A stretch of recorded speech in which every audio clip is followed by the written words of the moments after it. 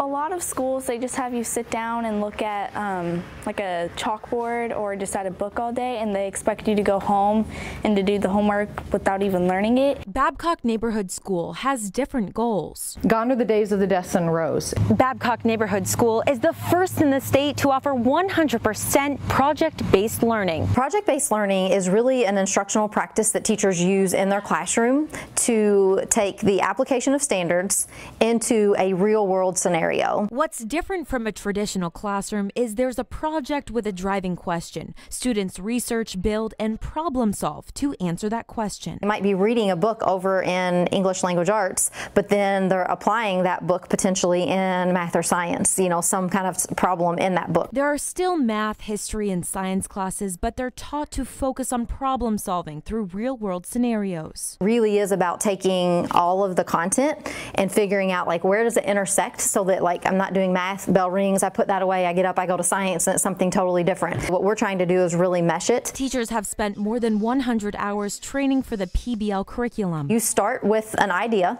of what you want to happen, and the students really, it depends on where they take it. There's a lot of student voice in a project-based learning experience. It's real, and when it's real, it means something to them. It's more relevant. It was a forensic project, and we were seeing how the murder weapon can affect the blood spatter. This year my 6th graders are working on Occupy Mars. The new charter school was built in 7 months, from dirt to this. And Friday, 350 students will start classes from kindergarten through 7th grade. How to take notes differently, how to act differently in a classroom, how to prepare for an assessment.